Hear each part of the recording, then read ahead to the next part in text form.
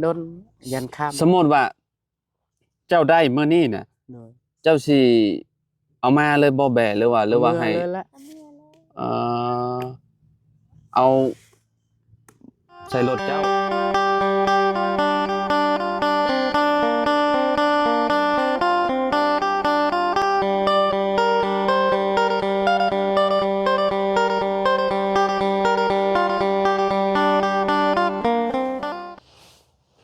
กราบสบายดีสวัสดี FC เบิร์สสุขุสู่คนเนาะบ่ว่าสิอยู่ในและก็ต่างประเทศพี่น้องมาพบมาพ้อกันกับเฮาคือเก่าคือเดิมพี่น้องเพิ่มเติมคือมื้อนี้อยู่ที่เฮือนน้องอาเจืองพี่น้องเอ๋ยเนาะเข้ามาหาน้องอาเจืองยามเช้าๆพี่น้องเอ๋ยเนาะเช้าก็บ่เช้าแหละพี่น้องเอ๋ยเนาะใกล้สิจะโมงแล้วบุนี่โอ้10 โมงเลยพี่น้องเอ๋ยเนาะ โอ้ไวขนาดเลยวันเวลานี่เนาะอีกโบกีเมอร์พี่น้องเอ๋ยเนาะกะสิขึ้นบ้านใหม่ทางอาเจืองพอแล้วพี่น้องเอ๋ยเนาะมื้อนี้กะเพิ่นว่าเพิ่นสิเดินทางไปบ้านพ่อตาเพิ่นเนาะไปเบิ่งหมูเบิ่งหยังนั่นแหละพี่น้องเอ๋ยกะสิได้ไปบ่หรือว่าจังใดเนาะเอาเขามาถามไทยน้องเพิ่นก่อนเนาะโดยพี่น้องเอ๋ยเนาะพากันแย่งกระเป๋าอยู่เนาะ ว้าวสบายดีโอ้คนน่ะอ่เห็นไหมเนาะพลักนอนบ่โอ้คนน้อยนอนเนาะพี่น้องเอ้ยเนาะน้อง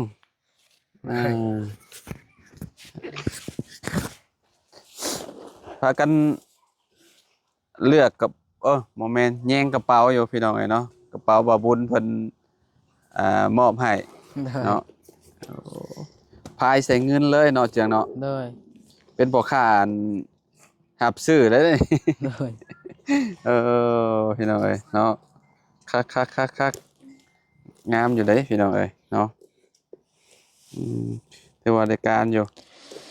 มีเงินหลายๆใส่คักแล้วนี่เนาะเจียงเลยใช่เบิ่งแกะเบิ่งแล้วบ่มีหยังอยู่ข้างในน่ะแกะแล้วบ่มีหยังใส่เงินนี่หลายล้านยังบ่เต็มนั่นนี่เนาะใช้ของน้องเชียงอันใดของน้องเชียงอันนี้บ่คักอยู่เด้ฮะของอาเจืองเด้บ่มีมื้อขึ้นเฮือนต้องพายเด้อนี่เนาะเลยพายกระเป๋าพี่น้องเอ้ยเนาะพายกระเป๋าเงินกระเป๋าค่ำและโดยของน้องห้างอันนี้บ่ของเจ้าอันนี้โอ้งามเนาะขากไรซำเจ้บาดนี่พี่น้องเอ้ยเนาะอันนี้ก็คักคือการใส่เวลาเฮาไปอันน่ะเด้ไปป่าไปหยังน่ะใส่ข้าวใส่หยังเด้ใส่น้ำใส่หยังเนาะได้การเลยเด้พี่น้องเอ้ยโอ้อันนี้ของหมูยิงไฟโดยการอยู่ในการอยู่คักอยู่งาม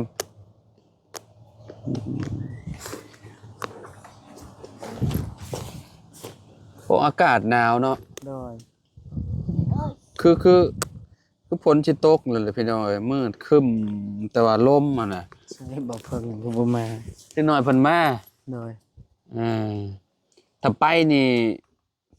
ไปฮอดพุ่นจักโมงได้เนาะสมมุติออกจากนี่10 โมงเนาะโดย12 10ได้ละ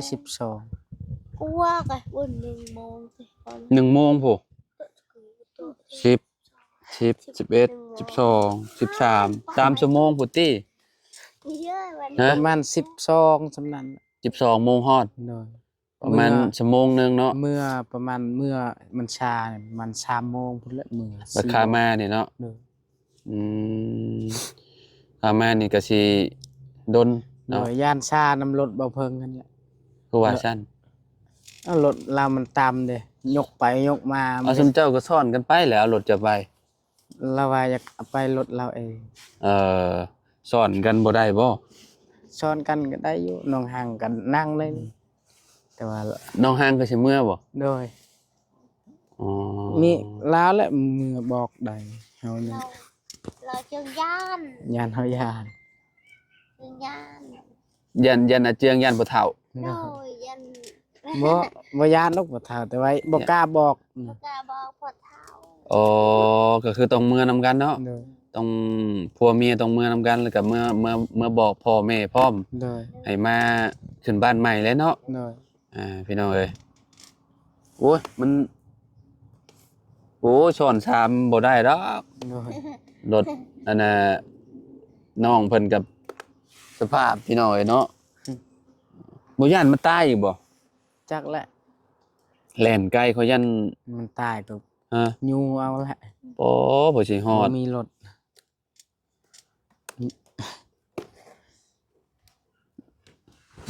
มื้อนั้นจะเปลี่ยนหยังมัน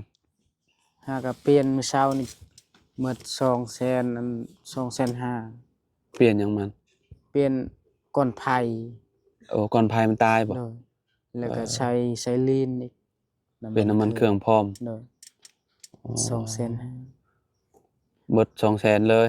200,000ปลายเนาะ 2,500,000 เกือบ300,000 โดยก้อนไผ่1,500,000 เกือบ500 บาทเลยพี่น้อง ลีนอีก เออ ลีน90เส้นหนึ่ง อืมจังได้ก็ได้มื้อเนาะมื้อนี้เนาะ โดย เพราะว่ามื้ออื่นนี่ก็ต้องกาเกียมแล้วนี่ โดยมื้ออื่นยานบ่ทันแล้วมื้อคันบ่ได้ไปมื้อนี้มื้ออื่นบ่ทัน แม่นต้องไปอยู่อันได้บ่ได้ก็ต้องไปมื้อนี้เนาะ โดย พวกหมู่พวกหยังก็ต้องได้เมื่อบอกพ่อแม่น้องอันนี้ห่างเพิ่นก่อน โด เนาะ ย เรื่องพี่น้องเอ้ยขึ้นเทือนขึ้นชานนี่แหละ โดย ให้น้องเพิ่นอยู่กับภารักคือเก่าพี่น้องเอ้ยน้องเชียงเนาะ โดย เอ่อขึ้นเทือนแล้วนี่ก็น้องเชียงนี่ก็ขึ้นพู้นแหละ โดย ลินอยู่เทิงเฮือนพู้นแหละบัดนี้สบายแล้ว โดย เนาะนอนลินนอนหยังอยู่เทิงเฮือนหลังใหญ่พู้นแหละเนาะ โดย มันก็สิแบบกว้างดีน้องภารักเพิ่นก็คือสิสะดวกสบายอยู่บัดนี้เนาะ โดย ลิ้นน่ะมันเผ็ดมีย่างพลัก หมูนี่ตกลงเอาบ่หมูหรือว่าจังได๋ หมู่คันบ่มีแบหมู่ก็เอาแบ แบบ นี่ แบบใดแบบสมมุติว่าบ่มีหมูนี่เอาแบ้บ่ โดย อืม มีแบหมู่ก็เอา อืม แบบ เจ้าน่ะสิไปเบิ่งหมูอันอยู่บ้านพ่อตาเจ้าก่อน โดยเบิ่งแบะแล้วแหละอยู่ เบิ่งแบ้เลย โดย โอ้ แบบแบะนี่มันยันคนลายแนวซองมาก็ให้มันฮีตมันฮีตกับพอเท้าเฮามันยังมันบ่จบเลยเฮ็ดให้มันจบเลย ก็คือแบบฮีดแบบใดนะ ฮีตตอนเฮาเอาน้องหาง แบบนี้ก็คืออ่า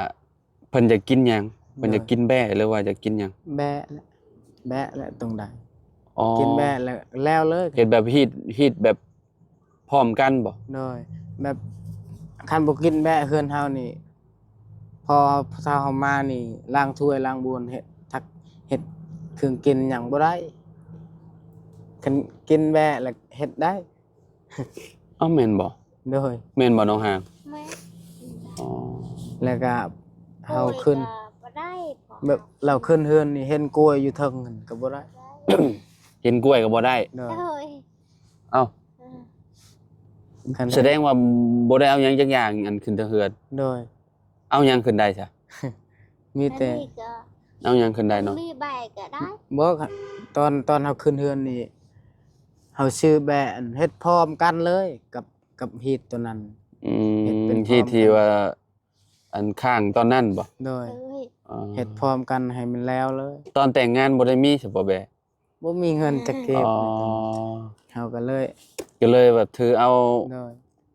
ขึ้นเทือนใหม่นี่เนาะ โดย ซื้อแบะเลย โดยคันพ่อเฒ่าเฮามาพี่ มีแต่เฮาแหละเฮ็ดให้เรากินเราเฮ็ดเองบ่ได้ เอ่อก็แนวมันแรกก็มีแต่ลูกเคยแล้วก็ อืม อัน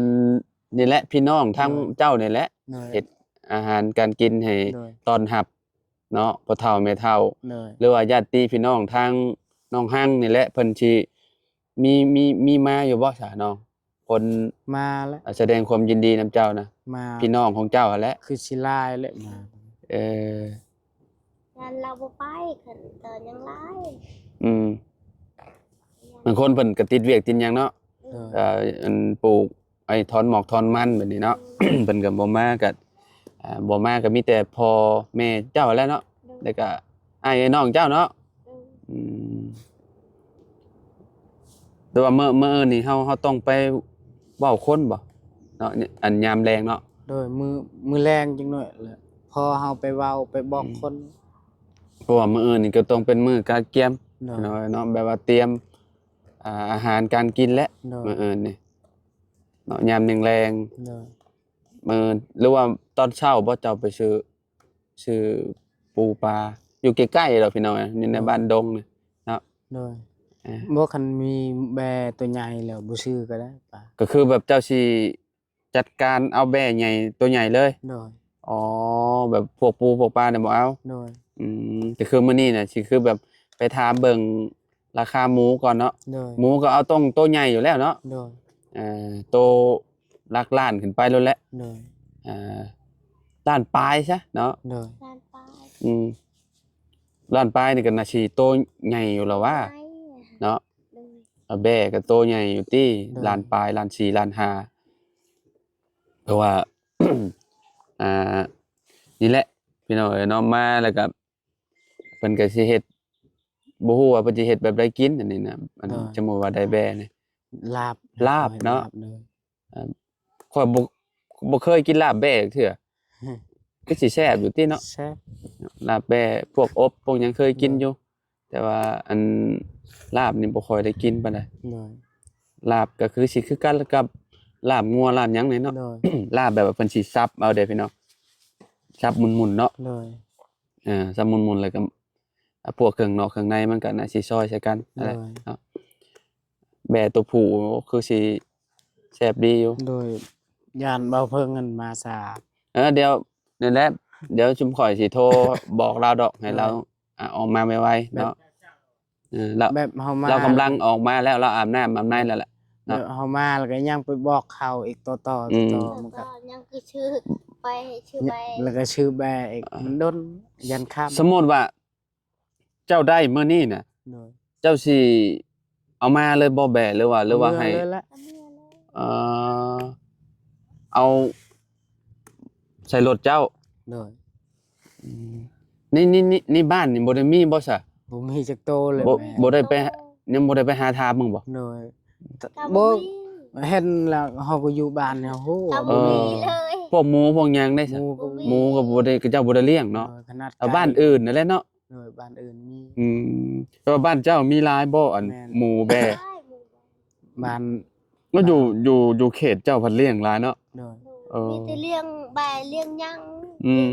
บ้านเรา เลี้ แบ ยง บ หมู บ่มีรถบ่มีรางเลย อืม หาเงินมีแต่เลี้ยง ทาง หมู บ้านเฮานี่เลี้ยงแบเลี้ยงหยังรถก็ขอโทษขออภัยรถต่ำละเลี้ยงเด้ แบบว่ามันอยู่ไกลหนทาง โดยมันไกลหันตา อืม คัน คือน้องสอนเว้าถ้าได้เลี้ยงมาเท่าใดโตก็บ่ยังว่ะ โดย มันแล่นออกทางได้เนาะ โดย แต่ว่าอยู่เขตนั่นมันแบบว่ามันบ่ได้ใกล้ถนนใหญ่เนาะ โดย สามารถเลี้ยงได้ เลี้ยงไก่ก็ตาย อืมคือเฮือนพ่อเจ้าอยู่ใกล้ถนนใหญ่เนาะ โดย ก็อันนั้นพี่น้องเอ้ยไก่เด้ได้เรียบร้อยแล้วบ่ ไก่ ไก่ ก็ไปคอเฮือน คออยู่กันบ่เฒ่าไปเลย โด โอ้ ได้ตัวหนึงก็อยากไก่ตัวใหญ่ บ่ได้ผูกแขนเนาะ โดย นี่เนาะเนาะคือสิได้อยู่ดอกเขาว่าเนาะแบบว่ามันในหมู่บ้านว่ามีคนเลี้ยงหลายอยู่หั่นน่ะ โดย อืมหาซื้อน้ำพี่น้องตัวเองหั่นแหละ โดย จังเพิ่นจังสิให้ราคาอันนั้นนี่ โดย เนาะต่างอันซอยกันเนาะพี่น้องเอ้ยมีบ่ซะพี่น้องเจ้าเลี้ยงซะน้องหางหรือว่าบ่มี มี นี่อยู่เนาะอืมกลับมากับค่ำเนาะพอดีแหละชุมข่อยก็เข้ามาอีกรอบหนึงก็เข้ามาเบิ่งนํกันพี่น้องเอ้ยเนาะว่าน้องเพิ่นสิได้หยังหั่นน่ะพอเฒ่านี่ก็มื้อขึ้นตอนเช้าบ่เพิ่นมา บ่ หรือว่าเพิ่นต้องมามื้ออื่นบ่ มื้ออื่นแหละ ต้องมามื้ออื่นได้ โย เนาะมันจัง ให้ซอยเวียกซอย ให้พี่น้องเจ้าก็มาซอยเวียกซอยหยังนำกันนั่นแหละ โดย เนาะเพราะว่าถ้าเฮามา ตอนเช้าแล้วมันก็สิช่วยเนาะเพื่อสิฮอด โดย พี่น้องเอ้ยเนาะ แบบบ้านไกล แม่นบ้านไกลนี่ฮะนะมากับนี่แหละ นอนนำกันอยู่นี่แหละเนาะกระต๊อบนี่แหละเนาะห่างเนาะ บ่นอนในนี่ก็ได้ เนาะมานอนอยู่เทิงก็ได้เนาะ เนาะ สิเป็นหยังฮีดเพิ่นกับพี่น้องนอนก่อนก็ได้บ่เป็นหยังดอกเนาะคือเฮือนน้องไม้น้องหยังเพิ่นก็เวลาสร้างเฮ็ดเพิ่นก็นอน โดย เนาะที่น้องเพิ่นเฮ็ดแล้วเห็นหยังหั้นนะเพิ่นสิฮอดมื้อก็หลายมื้อเติบ โดย มื้อเลิกงามยามดีเนาะเฮ็ดความสะอาดเรียบร้อยแล้วว่าเนาะ โดย ถูหยังแล้วล่ะว่า โดย กาเกียมเมียนโอ้ยอยู่บ้านจุมข่อยโอ้ยเฮงหลายอย่าง โดย บ่จักอันน่ะหมากพร้าวบ่จักอันหมากกล้วยข้า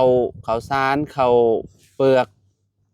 โดย ก้อนเสาก้อนหยังอีกนี่ก้อนเสาดังไฟนี่ โดย มีเบิดก้อนเงินก้อนทองอุน้ำเทน้ำใส่ โดย หลายอย่างต้นกล้วยต้นอ้อยตอนค่อยขึ้นบ้านใหม่ฮะโอ้แล่นจนหัวหมุน โดย รีบแบบว่าสมมุติว่าเฮาเนาะเฮาเฮ็ดใหญ่มันกับชิ้นเปลืองหั่นนะ โดย แบบว่าสมมุติว่าเฮาอันบ่มีอาหารการกินให้เพิ่นกินเวลาแขกมาเพิ่นมาแล้วเพิ่นกินบ่อิ่มเพิ่นก็อยากเว้าให้แหน่นิดนึงนั่นแหละพี่น้องเอ้ยเนาะแม่นบ่เว้าอยู่บ่บ้านเจ้า เว้า อืมจริงๆสมมุติว่างานดองนี่เฮงบ่ได้เว้า โดย ของกินบ่พอกับเจ้าเขาเจ้ามาเขาเจ้าเว้าควัน เว้าควันเลยเด้ โดยเว้า สมมุติว่ามาแล้วเพิ่นได้กินอาหารกันกินแซ่บๆแล้วโอ้ยย่องแล้วบัดนี้ โดย โอ้เฮือนนั่นโอ้อาหารการกินเหลือทีบ โดย อันนั้นน่ะสบายแบบนั้นน่ะ แต่บ่มีเราจมเราด่าแล้วเรา เขา จมแล้วว่าอุ้ยไปเวียกแล้ว อืม กินก็บ่อิ่มซ้ำ เว้าอยู่บ่ แล้วว้าว เอาบ่ได้ยินดอกแต่ว่า แต่ว่ารับหลังให้ติ โดย เนาะคนเฮาน่ะพี่น้องรับหลังแล้วก็เว้าควันกัน โด เนาะ ยก็เฮ็ดจังได๋เฮาบ่มี คือที่เฮ็ดที่ผ่านมาน่ะขึ้นเฮือนประตูของกินก็เหลือ โดย ขึ้นเฮือนน้องน้ำของกินก็โอ้สบาย โดย พี่น้องเอ้ยเนาะเหลือคือกันเฮือนน้องไม้นี่ก็โอเคก็แบบเต็มที่นะพี่น้องจักแหละฟังเบิ่งเฮือนน้องอาเจืองพี่น้องคนสิมาหลายส่ำใดเนาะเพิ่นสิเว้าคนเบิดเลยบ่ฝากนี่ฝากนั่นพี่น้องเอ้ยเนาะ โดย พี่น้องทางอาเจืองไล่ พี่น้องทางอาเจืองหลายบ่ โดย ทางเงาก็ไล่หมอยานเรา เพิ่นก็ซื้อมอนซื้อหยังมาอันนั้นอยู่บ่ บ่ แบบว่าเวลาขึ้นเฮือนขึ้นหยัง บ่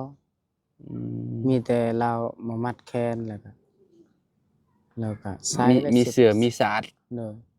อยู่บ้านน่ะมีเสือมีสาดเวลาไปขึ้นบ้านใหม่ โดย แต่ว่าเฮาเฮ็ดเทือนใหม่เด้ โดย ก็มีเสือมีหยังนั่นแหละเนาะ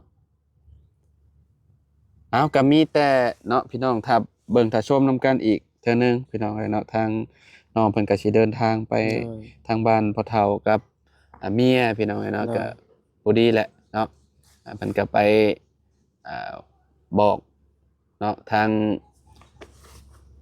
พ่อเพิ่นน้องหางก็ได้ โด ว่าย ลูกเคยกับ ต้องมีเมียไปนำแน่เนาะ โดย เมียบ่ไปนำก็ยันบ่กล้าเว้าอะไรก็ต้องไปเบิดซองนั่นแหละ โดย เนาะหนทางมันก็สิยากๆแน่เพิ่นว่ารถใหญ่ไปยากเนาะรถใหญ่ไปยามนี้เนาะ โดย